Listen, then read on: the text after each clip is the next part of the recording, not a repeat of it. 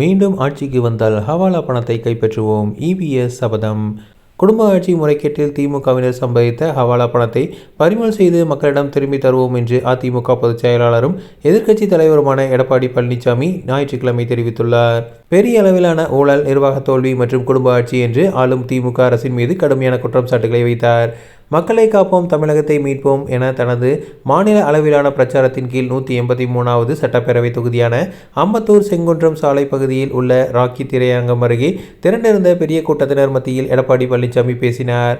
அப்போது 5 ஆண்டுகளாக முதல்வர் மு.க.ஸ்டாலின் அளித்த வாக்குறுதிகளை நிறைவேற்ற தவறிவிட்டதாக குற்றம் சாட்டினார். மதுரையில் எடப்பாடி பழனிசாமி துரோகி என்று ஸ்டாலினை பேசியிருக்கிறார். யார் துரோகி? தமிழ்நாட்டை காட்டி கொடுத்தது திமுக தலைமைதான். ஸ்டாலின் தான் துரோகி. மாணவர்களை, இளைஞர்களை, மக்களை சீரழித்த துரோகி ஸ்டாலின் என தெரிவித்துள்ளார். கருணாநிதி குடும்பம் தமிழ்நாட்டுக்கு செய்தது துரோகம் மட்டுமே. ஸ்டாலின் 5 ஆண்டு ஆட்சி காலத்தில் அவரது குடும்பத்தினர் மட்டுமே பயனடைந்துள்ளனர் என்றும் தற்போதைய ஆட்சியில் போதைப்பொருள் பயன்பாடு கடுமையாக அதிகரித்துள்ளதாக குற்றம் சாட்டியுள்ளார். மேலும் அவர்களது ஒரே நோக்கம் கொள்ளையடிப்பது என்றும் 2 நாட்களுக்கு முன்பு சட்டப்பேரவையில் எழுப்பப்பட்ட பிரச்சனைகளை முதல்வர் ஸ்டாலின் பதிலளிக்க தவறிவிட்டார்.